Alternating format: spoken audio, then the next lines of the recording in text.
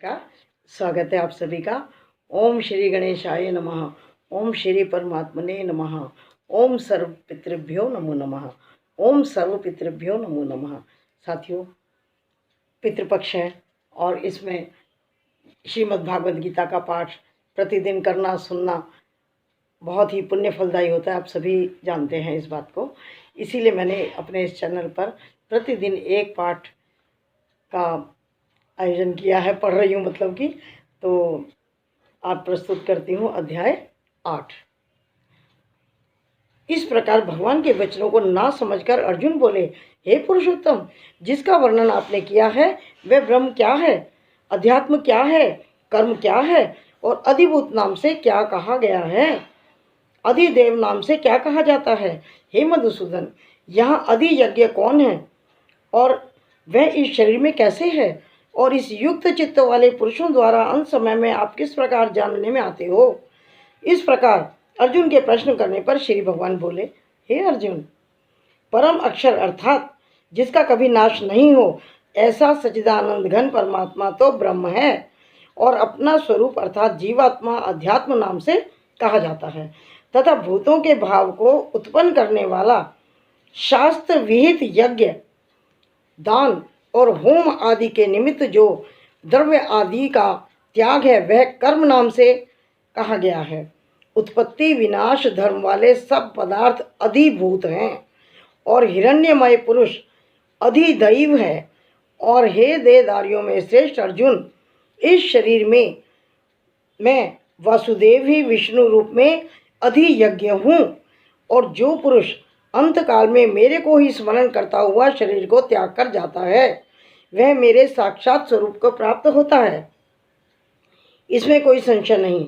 कारण कि हे कुंती पुत्र अर्जुन, यह मनुष्य अंत काल में जिस जिस भी भाव को स्मरण करता हुआ शरीर को त्यागता है उसको ही प्राप्त होता है, परंतु सदा उस ही भाव को चिंतन करता हुआ, क्योंकि सदा जिस भाव का चिंतन करता है अंत काल में भी प्राय उसी का स्मरण होता है। इसलिए हे अर्जुन, तू सब समय में निरंतर मेरा स्मरण कर और युद्ध भी कर। इस प्रकार मेरे में अर्पण किए हुए मन बुद्धि से युक्त हुआ निसंदेह मेरे को ही प्राप्त होगा। हे पार्थ, यह नियम है कि परमेश्वर के ध्यान से अभ्यास रूप योग से युक्त अन्य तरफ से जाने वाले चित्त से निरंतर चिरंतन करता हुआ पुरुष परम प्रकाश रूप दिव्य पुरुष को अर्थात परमेश्वर को ही प्राप्त होता है। इससे जो पुरुष सर्वज्ञ अनादि सबके नियंता सूक्ष्म से भी अति सूक्ष्म सबके धारण पोषण करने वाले अचिंत्य स्वरूप सूर्य के सदृश नित्य चेतन प्रकाश रूप अविद्या से अति परे शुद्ध सच्चिदानंद घन परमात्मा को स्मरण करता है, वह भक्ति युक्त पुरुष अंत काल में भी योग बल से भ्रक्ट के मध्य में प्राण को अच्छी तरह स्थापन करके फिर निश्चल मन से स्मरण करता हुआ दिव्य स्वरूप परम पुरुष परमात्मा को ही प्राप्त होता है। हे अर्जुन, वेद के जानने वाले विद्वान जिस सच्चिदानंद घन स्वरूप परम पद को ओंकार नाम से जानते हैं और आसक्ति रहित यत्नशील महात्मा जन जिसमें प्रवेश करते हैं और जिस परम पद को चाहने वाले ब्रह्मचर्य का आचरण करते हैं, उस परम पद को तेरे लिए संक्षेप में कहूँगा। हे अर्जुन, सब इंद्रियों के द्वारों को रोककर अर्थात इंद्रियों को विषयों से हटाकर और मन को हृदय में स्थिर करके और अपने प्राणों को मस्तक में स्थापन करके योग धारणा में स्थित हुआ जो पुरुष ओम ऐसे इस एक अक्षर को ब्रह्म को उच्चारण करता हुआ और उसके अर्थ स्वरूप मेरे को चिंतन करता हुआ शरीर को त्याग कर जाता है, वह पुरुष परम गति को प्राप्त होता है। हे अर्जुन, जो पुरुष मेरे में अनन्य चित्त से स्थित हुआ सदा ही निरंतर मेरे को स्मरण करता है, उस निरंतर मेरे में युक्त उस योगी के लिए मैं सुलभ हूँ अर्थात सहज ही प्राप्त हो जाता हूँ। वे परम सिद्धि को प्राप्त हुए महात्मा जन मेरे को प्राप्त होकर दुख के स्थान रूप क्षण समूल क्षणभंगुर पुनर्जन्म को नहीं प्राप्त होते हैं, क्योंकि हे अर्जुन, ब्रह्मलोक में सब लोग पुनरावृत्ति वाले स्वभाव वाले, अर्थात जिनको प्राप्त होकर पीछा संसार में आना पड़े ऐसे में, परंतु हे कुंती पुत्र, मेरे को प्राप्त होकर उसका पुनर्जन्म नहीं होता है, क्योंकि मैं कालातीत हूँ और यह सब ब्रह्म आदिकों में लोक काल करके अवधि वाले होने से अनित्य हैं। हे अर्जुन, ब्रह्मा का जो एक दिन है उसको 1000 चौकड़ी युग तक अवधि वाला और रात्रि को भी 1000 चौकड़ी युग तक अवधि वाली जो पुरुष तत्व से जानते हैं, अर्थात काल करके अवधि वाला होने से ब्रह्मलोक को भी अनित्य जानते हैं, वे योगी जन काल के तत्व को जानने वाले हैं। इसलिए वे यह भी जानते हैं कि संपूर्ण दृश्य मात्र भूतगण ब्रह्मा के दिन के प्रवेश काल में अव्यक्त से, अर्थात ब्रह्मा के सूक्ष्म शरीर से उत्पन्न होते हैं और ब्रह्मा की रात्रि प्रवेश काल में उस अव्यक्त नामक ब्रह्मा के सूक्ष्म शरीर में ही लय होते हैं। वह ही यह भूत समुदाय उत्पन्न होकर प्रकृति के वश में हुआ रात्रि के प्रवेश काल में लय होता है और दिन के प्रवेश काल में फिर उत्पन्न होता है। हे अर्जुन, इस प्रकार ब्रह्मा के 100 वर्ष पूर्ण होने से अपने लोक सहित ब्रह्मा भी शांत हो जाता है, परंतु उस अव्यक्त से भी अति परे दूसरा अर्थात विलक्षण जो सनातन अव्यक्त भाव है, वह सच्चिदानंद घन पूर्ण रूप परमात्मा सब भूतों के नष्ट होने पर भी नष्ट नहीं होता है। जो वह अव्यक्त अक्षर ऐसे कहा गया है, उस ही अक्षर नामक अव्यक्त भाव को परम गति कहते हैं।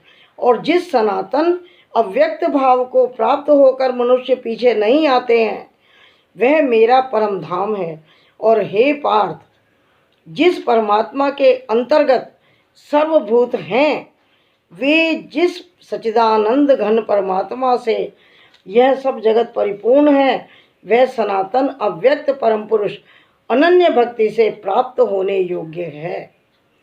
और हे अर्जुन, जिस काल में शरीर त्याग कर गए हुए योगीजन पीछा न आने वाली गति को और पीछा आने वाली गति को भी प्राप्त होते हैं, उस काल को अर्थात मार्ग को कहूँगा। उन 2 प्रकार के मार्गों में जिस मार्ग में ज्योतिर्मय अग्नि अभिमानी देवता है और दिन का अभिमानी देवता है और शुक्ल पक्ष का अभिमानी देवता है और उत्तरायण के 6 महीनों का अभिमानी देवता है, उस मार्ग में मरकर गए ब्रह्मवेत्ता अर्थात परमेश्वर की उपासना से परमेश्वर को परोक्ष भाव से जानने वाला योगी जन उपरोक्त देवताओं द्वारा क्रम से ले गए उस ब्रह्म को प्राप्त हुए हैं।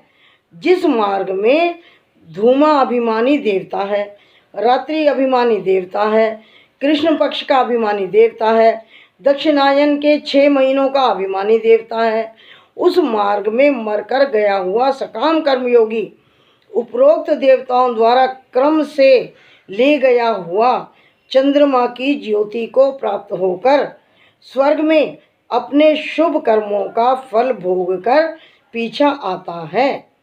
क्योंकि जगत के ये 2 प्रकार के शुक्ल और कृष्ण अर्थात देवयान और पितृयान मार्ग सनातन माने गए हैं।